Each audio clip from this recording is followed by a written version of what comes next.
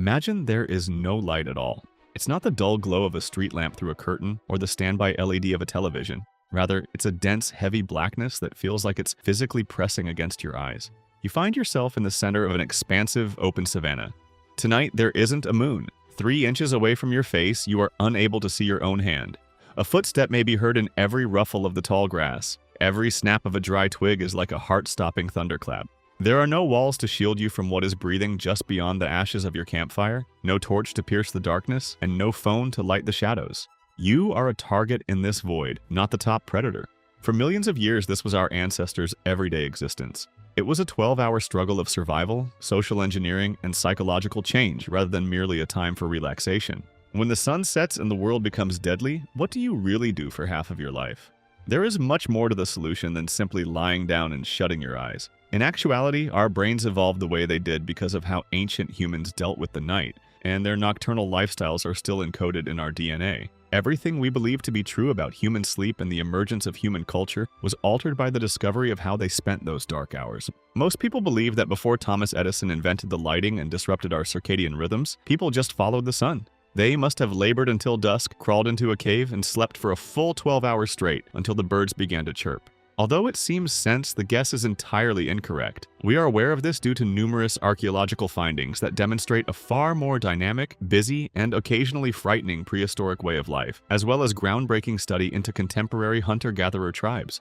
They had a second life beneath the stars, not simply sleeping. We will investigate the original nightlife in the coming minutes. We'll examine the fire's transformational effect, the reality of prehistoric sexual practices, the peculiar phenomena of first sleep, and the persistent, menacing threat posed by the predators who controlled the dark. We'll discover that the night served as a battleground for survival, a theater for the imagination, and a classroom for the soul. By the end, you'll understand that your personal battle with sleeplessness or midnight munching is a primordial inheritance rather than a contemporary flaw.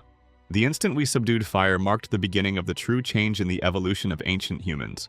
The night was a dead zone before the fire, a period of great risk and forced idleness. However, fire altered both our social structure and our biology. Not only did it increase the number of usable hours in a day, but it also altered the quality of those hours. Ancient people were preoccupied with the how of surviving during the day. How can we find this antelope? How can we locate water? How do we stay out of the storm? The conversation during the day was useful, strategic, and practical. However, the discourse changed once the sun set and the fire was kindled. After decades of studying the Juhwansi people of southern Africa, researcher Polly Wiesner made groundbreaking discoveries. She found that conversations at night were 80% storytelling, while conversations during the day were nearly exclusively about business and gossip. A certain storytelling brain mode is activated by firelight. The human brain tries to fill the emptiness with imagination when you can only see the faces of the people surrounding the flickering flames and the rest of the world is engulfed in shadows. Myths originated here, history was transmitted here. The elders used the night as a classroom to teach the young why they hunted, rather than how to hunt. They created a common mental world by utilizing the darkness. This social bonding was a survival tactic rather than only a hobby. Storytelling groups remained cohesive. They engaged in matching to secure the next generation, settled disputes, and carried out grooming rituals to cement bonds.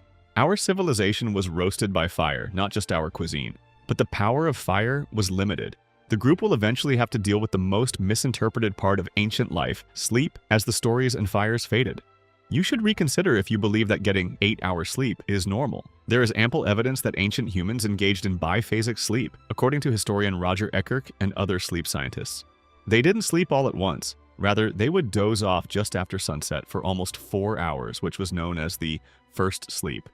The entire camp would then awaken at midnight or 1 in the morning. They would be active in the dead of night for 2 to 3 hours. This was a biological window that was predetermined, not an error or an instance of mass sleeplessness. This watch, which took place at midnight, had a very different mood. It was a time for introspection, prayer, and private discussion. Additionally, it was the main time for sex. Couples would connect in the seclusion of the night, far from the curious eyes of the tribe during the day.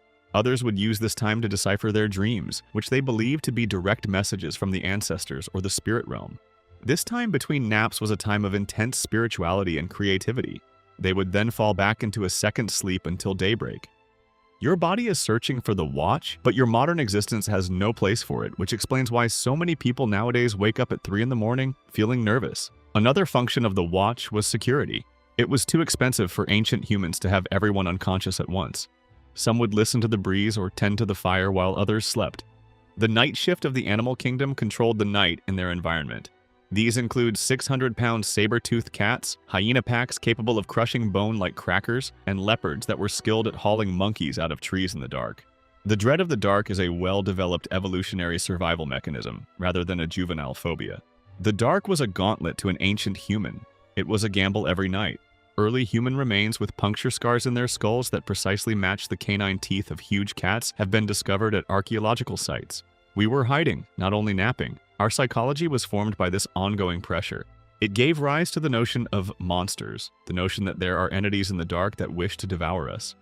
Surviving the night was a common theme in early faiths and rituals. In order to safeguard the soul throughout the long night of death, which is analogous to the protection required during the actual night, protective amulets have been discovered in ancient burial sites. We constructed fire pits around the edges of our camps to create a light barrier that served as both a physical and psychological barrier. The night was so stressful that dawn felt like a fresh start. Our ancestors rejoiced when the first golden rays of daylight appeared over the horizon, but we take the sunrise for granted because we can turn on a light at 2 in the morning. It indicates that you made it through another 12 hours under predator rain. A love of life was instilled by this cycle of fear at night and relief in the morning. Every day felt worthy. In the modern world, one evening activity that sets the archaic experience apart more than fire or predators has virtually disappeared. There was silence, complete, deep silence. The ancient night was an unimaginable sensory deprivation without electricity, engines, or smartphone pings.